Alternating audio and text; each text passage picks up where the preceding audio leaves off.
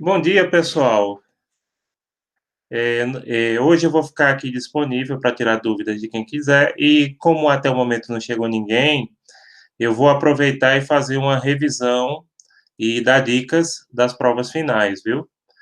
Primeiramente, eu quero falar para vocês que a maioria dos estudantes que ficaram nas provas finais foram por dois motivos. Vou ser bem sincero com vocês, isso aqui está gravando, né? Vou ser bem sincero, foram por dois motivos. Ou não fizeram todos os exercícios, e claro, eu sei que tem gente que não fez todos os exercícios, não foi por desinteresse, mas até por questão de saúde, por questão de trabalho, enfim.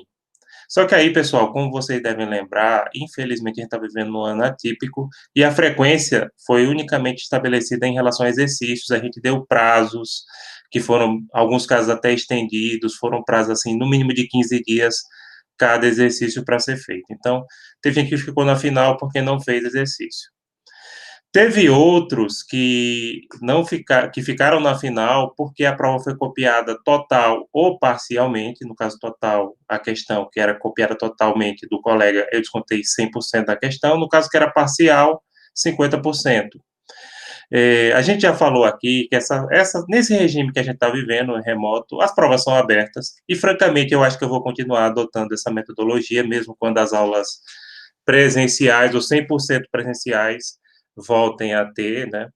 Até porque algumas atividades, trabalhos, vai continuar sendo feito online, exercício eu vou continuar passando, então tem coisas assim que no pós-pandemia a gente vai aproveitar com certeza, acho que prova mesmo eu vou continuar fazendo online, prova aberta, e teve gente que copiou a prova dos colegas, total ou parcialmente, aí nesse caso, como eu disse, eu fiz um desconto.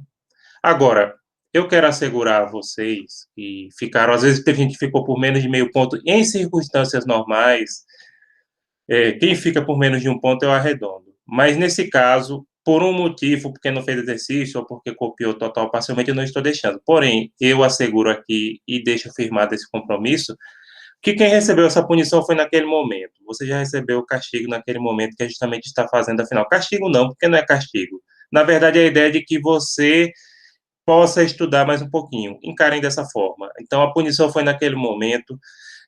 A prova final de vocês vai ser corrigida sem punição extra. Não se preocupe com isso. Agora, também, por favor, não copiem total, parcialmente, resposta de colegas.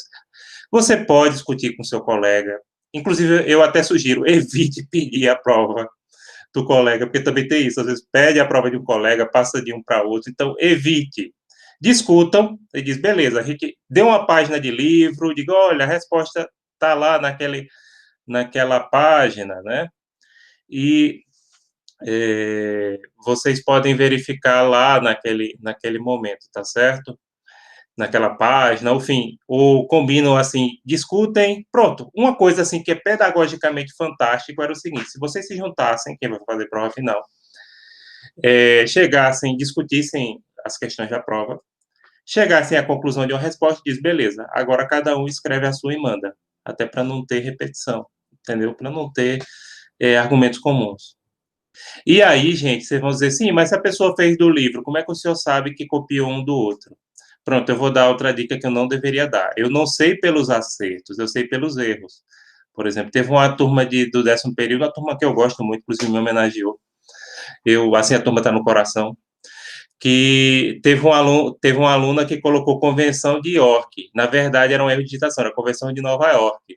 Aí todo mundo que copiou errado. Aí Convenção de York, em vez de ser de Nova York, né? Então eu pego, não é nem pelos acertos, porque realmente os acertos você pode dizer, não, isso aqui eu tirei do livro, não sei o quê, mas lembrando que também não pode copiar do livro também, a resposta tem que ser com as suas próprias palavras. Outra coisa também, outra dica que eu vou dar, é que não façam citação direta na prova.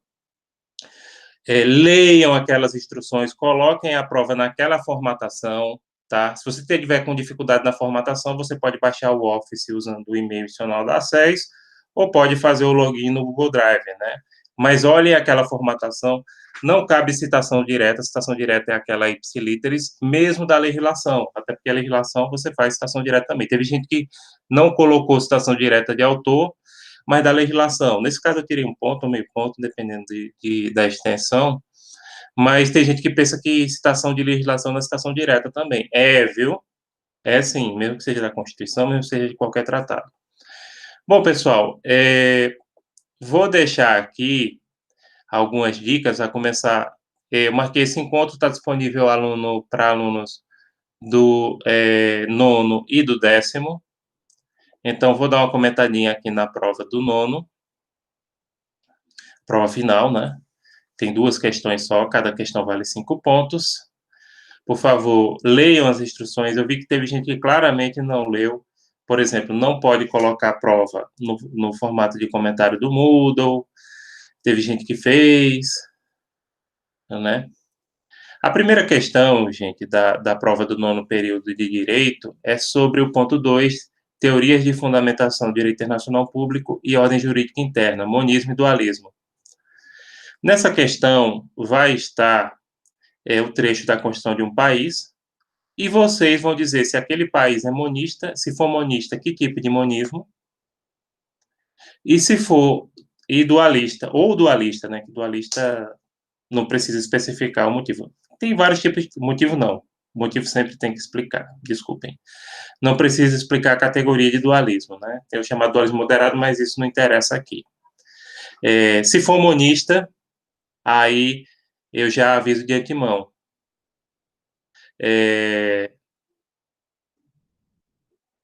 Já aviso de antemão, tem que especificar de preferência, se for possível, qual tipo de monismo aquele país adota, tá certo? E aí, outra dica que eu dou: países de civil law, como o nosso, e aquelas colônias de países da Europa continental, como colônias portuguesas, etc., eles tendem a adotar o monismo. Isso não é uma regra 100%, tá? Tem algumas exceções. Já os países de common law, como as colônias britânicas, eles tendem a seguir, o Reino Unido e as suas colônias, né, eles tendem a seguir mais a perspectiva dualista.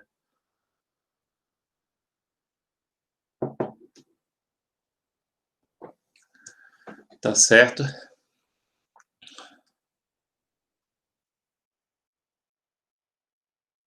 Pronto.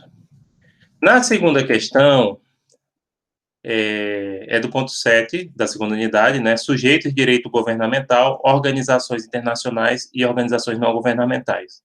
Nessa questão tem uma entidade. Vocês vão dizer que tipo de entidade é essa, se é uma organização internacional ou se é uma ONG. E eu dou uma dica: organizações internacionais são formadas por estados soberanos. ONGs são formadas por pessoas. Então, ali você coloca, dizendo qual é o tipo de entidade, e indica, justifica, fala um pouquinho sobre aquele tipo de entidade, né? Porque, lembrando, cada questão dessa você tem que responder em no mínimo 5 e no máximo 15 linhas. Né? Sempre usando a fonte Arial tamanho 12, negrito, o espaço entre linhas 1.0 e fazendo o Word ou PDF.